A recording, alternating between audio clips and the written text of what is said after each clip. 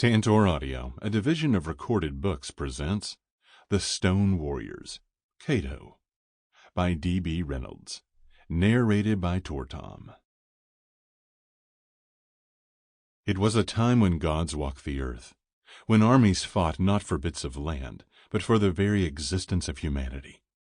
On such a battlefield, 5 formidable warriors stood against an evil greater than any the earth had ever seen.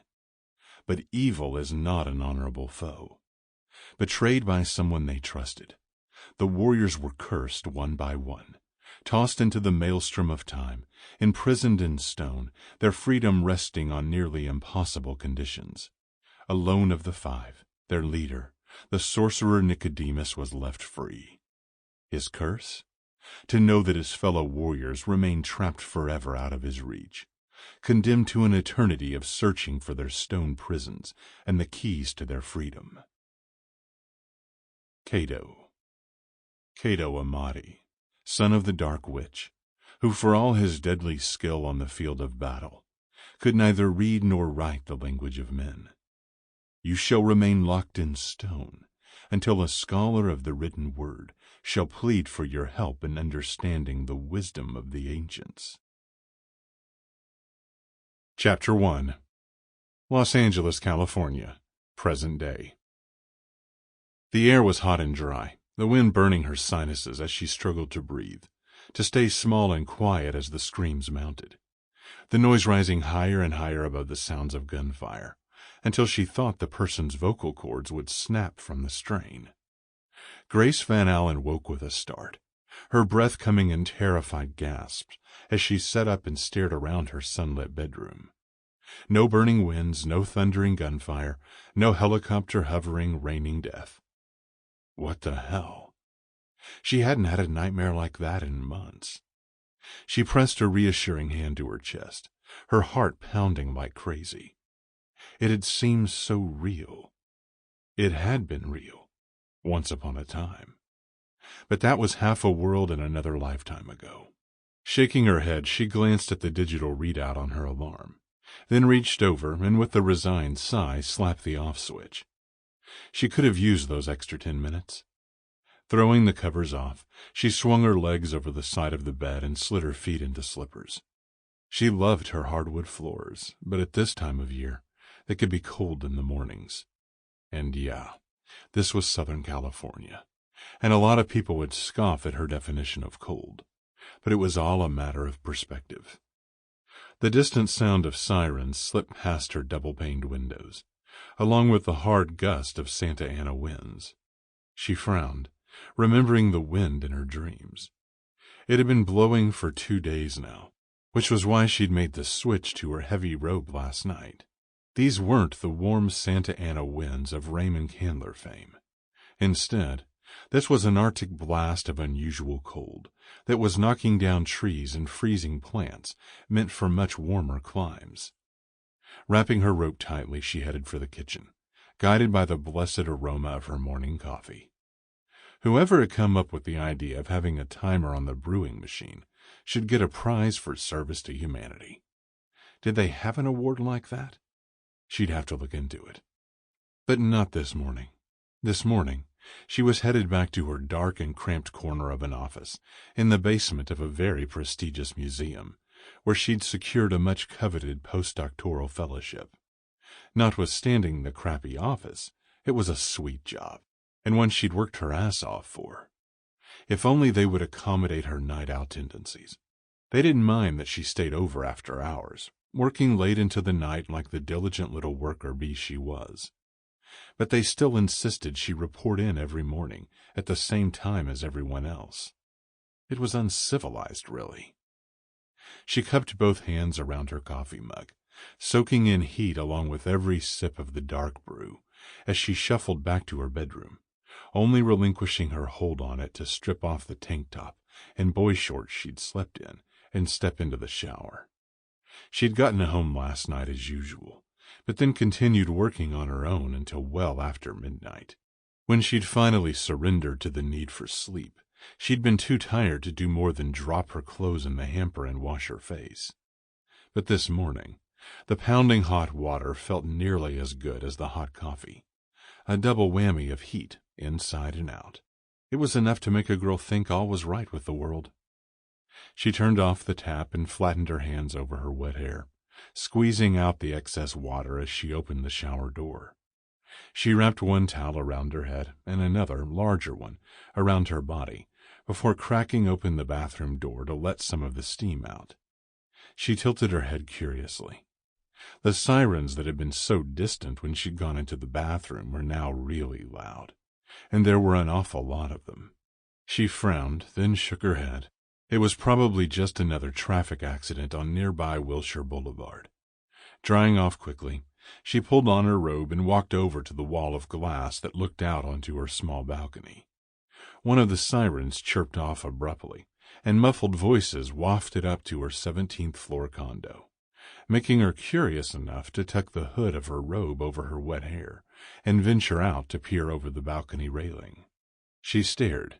Her street was swarming with emergency vehicles. Several police cars, an ambulance, and good God, was that a SWAT truck? What the hell? She abruptly remembered the screams that had woken her earlier, the ones she'd relegated to her dreams. But what if they'd been real? She backed away, as if expecting bad guys to come rolling over the railing, and then jumped like a rabbit when someone knocked on her door hard and loud. She froze, staring at the door until a fresh round of knocking jolted her into motion. Rushing over, she checked her peephole camera. She wasn't an idiot. She didn't have the kind where you put your vulnerable eye up to a hole for anyone to poke at. Her system had a camera that clearly showed her the two men in the dark blue uniforms of the LAPD standing outside her door. One of them looked directly into the camera. "Police, open up, please." Grace studied the image. They looked like real cops. Folding her robe more securely over her naked body. Jeez, did she have to be naked? She tightened the belt and then opened the door, holding the robe closed at her neck like someone's maiden auntie. "Hi." "LAPD, ma'am. Do you mind if we come in?" Sure. No. Come on in." Opening the door wide, she backed away, inviting them inside. They were both dark-haired, both trim and athletic, and both looking around her condo as if searching for something. Or someone. "Did something happen?" she asked. What a lame-ass question. Of course something had happened. "Officer Suarez, ma'am, and this is Officer Kendall. We'd like to ask you a few questions. Can we sit down?" "Oh, sure. She grimaced at her pre-verbal responses. "Do you mind if I get dressed first? You kind of caught me in the middle—" "Shut up, Grace." They really didn't need to know she was completely naked under her robe. "This will only take a minute, ma'am, if you don't mind." So they weren't even going to let her get dressed. What the hell had happened? "Okay, there's coffee. Help yourself," she said faintly, then settled on one of the two chairs facing the couch. Neither of them took her up on the coffee. Kendall walked over to her balcony and opened the door, going all the way to the railing and peering downward, before coming back inside to stand silently. Suarez sat on the couch and took out an iPad. "Your name?" he asked. "Grace Van Allen." He checked something on his iPad, then nodded and said, "You've been living here for 1 year?" 14 months, she confirmed. "Last week." He nodded again. "Have you been here all morning?" She wet her lips nervously. She'd never been questioned by the police before, even if she hadn't done anything wrong, and this wasn't exactly a grilling. "Yes. I got home just after 10 last night. I worked a couple of hours at my desk here." She gestured at her desk across the room. "And then I went to bed." "Did you hear or see anything unusual or unexpected during that time?" Should she mention the screams? She still wasn't altogether certain they were real. On the other hand, "Not last night, but this morning. I heard someone screaming. It woke me up, and I wasn't sure if it was real or just part of a dream. But then I saw all of you outside. Did something happen?" Well, obviously something had happened. The real question was what? "What time was that?" Suarez asked. 7:52. I know because it was just before my alarm would have gone off. Was the scream a man or a woman? She did a double take, not expecting the question, which was pretty sexist of her. Men scream too, but not in this case. It was a woman. Did you recognize it? That is, recognize the person screaming? Recognize a scream? Could you even do that? No. As I said, it woke me up, and I wasn't even sure it was real. Did something happen? She asked again, more insistently. She lived in this building, and had a right to know if there was a specific danger. I'm sorry to say, but there was a murder last night. One of my neighbors? She asked, growing more concerned. It had been a woman's scream. Which one? Is Mrs. Cohen okay? She lives there all alone, and she's... The victim was male, and he didn't live on this floor, he interrupted. He was found downstairs, in the unit directly below yours, actually. Grace glanced down at her floor, then back up again. I didn't know him. The only people I know are on this floor. Alton and Claire Hudson, he supplied. The press already have the name, so it's no secret. Mrs. Hudson is an ER doc at St. John's. She came home from her overnight shift and discovered her husband dead. That's awful, Grace breathed, realizing it must have been Claire she'd heard screaming. Suarez didn't say anything. You heard nothing before this morning? No, but I worked late, and I was tired. Until midnight, you said. A little after, yes. What is it that you do? For work, I mean. I'm a postdoc fellow in the Antiquities Department of a museum in Malibu. I specialize in... Well, hell, Suarez probably didn't care about all of that. She stopped talking. Do you typically come home that late? She nodded. My mind works better at night, and I like the quiet. It helps me concentrate. It hit her suddenly that he was trying to figure out when Alton Hudson had been murdered. Have you talked to anyone else? Their neighbors, maybe? He gave her one of those flat cop stares. They probably practice those suckers in the mirror every morning. We're talking to everyone. Is it dangerous here? I can stay with my parents if... We don't believe there's any danger to others in the building. But if you think you might leave, give me your contact information at your parents', in case the detectives have more questions. Detectives? Right. Suarez and Kendall must be part of the team canvassing the neighborhood. But the main investigation would fall to homicide detectives. Not that she had any personal experience of such things, but she watched police shows like everyone else. I'll give you my card. It has my office number. She stood and walked over to her desk. It was big, flanked by 2 bookshelves, and between them, the 3 pieces occupied one entire wall. This was where she spent most of her off-work hours. She loved what she did, loved her research. In fact, her latest project was still sitting on her desk. It was a trio of ancient scrolls she'd been tasked with translating, or trying to anyway. She picked up the pages and tapped their edges on the desk, making a tidy pile that she slipped into a manila folder. She'd be taking those back to the museum with her this morning. She wasn't even close to cracking the language yet, if it even was a language. Opening a drawer, she pulled out one of the new business cards she'd had made only last month. They came in handy for professional conferences and the various museum functions. She hated networking, but it was a necessary evil. She walked back and handed the card to Suarez, who looked it over, then slid it into his shirt pocket. Snapping closed his iPad cover, he stood and gave his partner Kendall a glance. That's it for now, Miss Van Allen. I'm sure the detectives will be in touch. The 2 policemen started for the door, with Grace trailing after them. Stepping in front of them, she flicked the thumb turn on her deadbolt and pulled open the door. Be sure and lock up after us, Suarez said, giving her a little wink before turning away. What the hell was the wink for? And why had he put her card in his pocket? She slowly closed and locked the door, A little flirtation to go with the murder investigation? He wouldn't be the first cop she'd dated, although this was about as far from the proverbial meet-cute scenario as you could get. Was she even attracted to him? She wasn't sure. For that matter, she wasn't sure he was attracted to her either. She might be jumping the gun a little bit, but hey, she could be forgiven for a little gun jumping. Someone had been murdered just a few feet away from where she was sleeping. How much distance was there between floors anyway? She was definitely relocating to her parents' place tonight. They wouldn't care. They were out of town and would be for the next several weeks. They wouldn't have cared anyway, but it was easier with them gone. Abruptly remembering that she wasn't wearing proper clothes and that she still needed to go to work, she hurried back to her bedroom. As she got dressed, she couldn't stop staring at the floor, wondering if Alton Huston was still lying dead down there. She'd heard Claire's screams loud and clear this morning, so he'd probably... Enough. Time to go to work.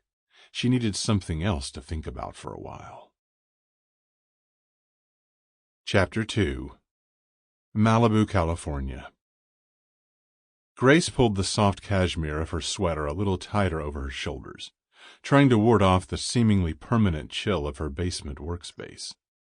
What she needed was a warm parka and some leggings, but that didn't suit her boss's idea of appropriate female attire. Actually, very few of her clothes did. She'd had to buy a new work wardrobe for this job, but it was worth it. Not only because the experience looked good on her resume, but because the work was fascinating. Even if her closet did now harbor way too many pastel twin sets. The more senior archivist had real cubicles at the other end of the long, narrow room where she worked, its low ceiling accentuating its cave-like appearance. But she had only a desk and some filing cabinets in a corner, from which she could see the distant gleam of the green exit sign above the lone door. She was working alone again. Nothing unusual about that, except that tonight she was even more reluctant than usual to leave. She still hadn't decided whether she should go back to her condo or go to her parents' place in Malibu instead. The house was closer, but the condo was still home, and either way, she'd be alone. Everyone else she worked with was long gone, home to family or friends or just a pet who was wanting to be fed. Grace didn't have any of those. Well, she had family, people who loved her, but they were too far away to be waiting for her at the end of the day. Her brother was back in Boston finishing his own postdoc, and hell, she wasn't even sure where her parents were right now. Her dad's clients were all over the world, and as usual, her mom was traveling with them. 32 years of marriage, and they were still in love. It was the kind of love she hoped to find for herself someday, although she wasn't holding her breath. Which brought her back to her friends. She had those too, but they'd all but given up on inviting her out, especially on work nights like this one. They'd all be at some crowded club or other looking for Mr. Right, but Grace had no interest in either the club scene or Mr. Right just yet. Someday she would, but right now her career came first, even though her friends kept telling her that love wasn't going to be found in the basement of an antiquities museum, even one with a world-class reputation. She put down her magnifying glass and pulled a shawl from the back of her chair. Shawls were definitely on the approved wardrobe list, adding another layer of warmth over her shoulders, then stood and made her way halfway down the room to the coffee machine. This late at night, she tried to stick with decaf tea, so she dropped her tea bag into the hot water to let it steep, and then wandered down to the far end of the long room while she waited. Her boss had his office there, right near the only exit door. But that's not why she visited the distant corner tonight, and every other night that she worked alone. She was there for the warrior who stood watch. He was ancient, the statue beautifully sculpted of some soft medium. She wasn't an artist and couldn't have said what the material was, but it was softer than marble. She'd have described it as grainy, probably inaccurately, but as if to support her description, her foot scuffed something rough on the floor, and she glanced down in the dim light, almost afraid of what she'd find. Was her warrior crumbling? The museum wouldn't let that happen. But if he was damaged and got shipped off to restoration, then she'd lose him, her only companion while she worked. She scanned every inch of his magnificent figure, every perfectly delineated muscle, the finely chiseled features of his fierce countenance, the high cheekbones, and the eyes that, to her, had always seemed a little sad. "You look good to me, big guy," she said, stroking his powerful forearm. "And this scroll still has me stumped. How about you stop hanging around looking handsome and help me read that thing?" She sighed. Yep, that's what she'd come to, swooning over crumbling statues of ancient warriors. She frowned. The crumbling part did bother her, though. She'd been working in this basement on and off for a few years now. She'd done several turns as an unpaid intern when she was still in grad school, and then this year when she'd been awarded one of the museum's most sought-after postdoc positions. But in all that time, she couldn't remember a single instance of dirt on the floor around her warrior. Maybe she'd report it to someone in the morning. "Back to work," she said, glancing up one more time and meeting his sad eyes. "Don't worry, I'll be here a while yet." She dumped her used tea bag in the trash and walked back to her desk, holding the hot cup in both hands, soaking in the warmth. Once there, she set it carefully aside, settled back into her chair and bent to her task. This particular group of scrolls had come in as a part of a large bequest from one of the museum's regular supporters. The man was in his 90s and worried that his heirs would sell off his collection to the highest bidder, despite his oft-stated desire to have it placed in a museum for others to enjoy and learn from. So, he'd preempted his death and donated the entire collection himself. Unfortunately, he had more enthusiasm than record-keeping skill, and at his age, no memory of when or where he'd acquired most of the written documents in his collection. The museum employed or consulted with some of the best minds in the world, but, oddly enough, no one had recognized the language or alphabet of this particular set of scrolls. So, Grace had been given the task of figuring out who wrote it and what it said. But, so far, she was stumped. In fact, she was beginning to think it wasn't a language at all. Or rather, not a language of letters and words, but rather symbols that might very well be mathematical in nature. After all, mathematics was the true universal language, but it wasn't a language that she spoke with any fluency, which was why she'd written out a copy of the largest scroll and sent it off to a mathematician friend of hers. His name was Ryan, and he was one of the reasons she didn't go out with her friends as much lately. They had a history together that she'd rather forget. Being around him reminded her of places she'd been, things she'd done, and the people she'd done it to. So she worked instead. The fact remained, however, that Ryan was quite brilliant when it came to mathematics, so she was willing to ask for his advice on the scrolls, even if it meant stirring up old nightmares, like the one she'd had this morning. It was time-consuming to write out copies of the scrolls to use in her translation efforts, but she needed something she could mark up and make notes on. Eventually, the museum would photograph the collection for their records, but that could take weeks, or even months. In the meantime, exposing the ancient paper and ink to the heat of the photocopier was quite rightly frowned upon, especially in a case like this, where they still hadn't identified the era of the paper or the source of the ink. Definitely not worth the risk. Copying symbols that had no meaning to her was uniquely labor-intensive. The smallest deviation could change the translation, assuming they ever figured out what any of it meant. But she loved solving mysteries like this, and she honestly didn't mind the work. She'd finished copying 2 of the scrolls already. One she'd sent to Ryan. He'd gotten a photocopy of her handwritten original, and she'd just completed the second one when she'd been working late at home the previous night. There was just one more left to copy, the smallest one that she was working on now. Once that was finished, she'd really start digging into the translations, casting a much wider net in her search for similar writings. She flipped to a fresh page on her pad of lined paper and got started. Kato strained against the confining stone, feeling a weakness in his prison wall that had never been there before. The woman, the others called her Grace, had always spoken to him when she worked alone late at night, except that lately it hadn't been as always. She'd begun reflecting on his knowledge of the ancient world and wondering whether he could help her decipher a scroll that was far more dangerous than she knew. It wasn't danger that brought a rare note of excitement to his soul, however. It was the fact that she'd thought he could help read the damn things. The words of his curse had haunted him all these years.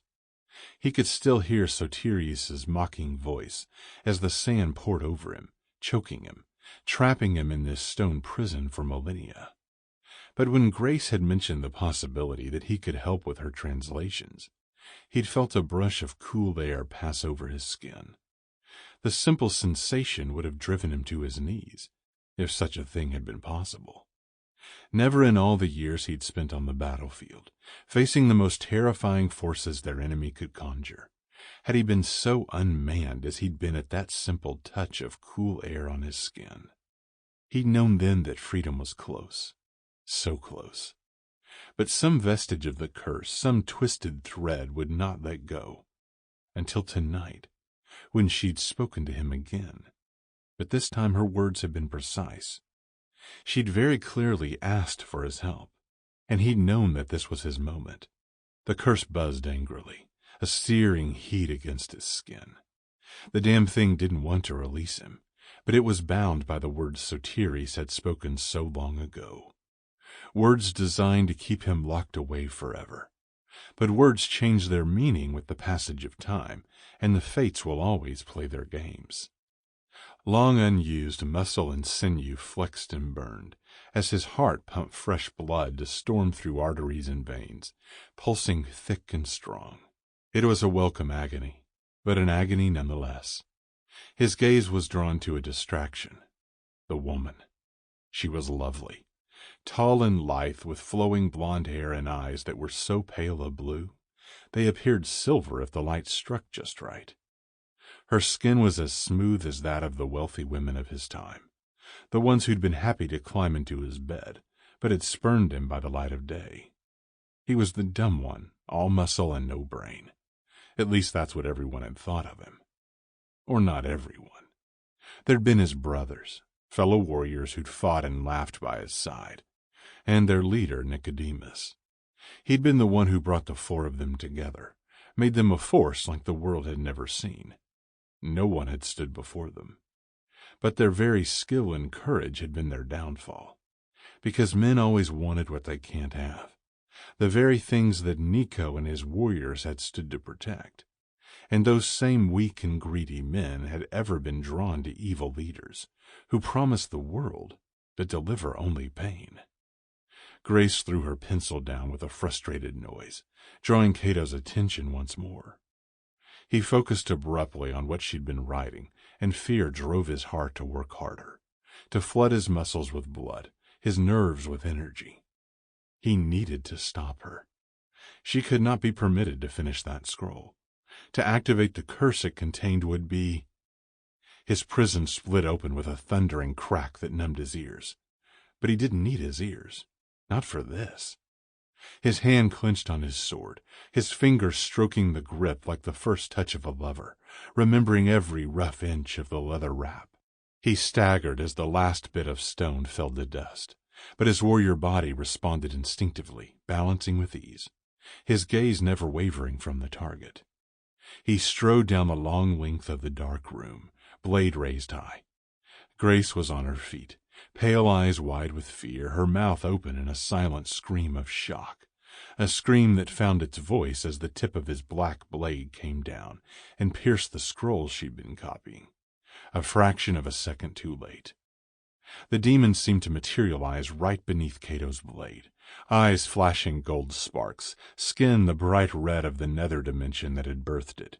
It opened its mouth and a cackle erupted, chilling Cato's soul as the creature turned its heated gaze on Grace, whose heedless copying of the deadly spell had called it forth. She hadn't known what she was doing, but that didn't matter. The demon knew who had summoned it from its hellish home, and who could just as easily send it back, unless it killed her first. Sample complete. Ready to continue?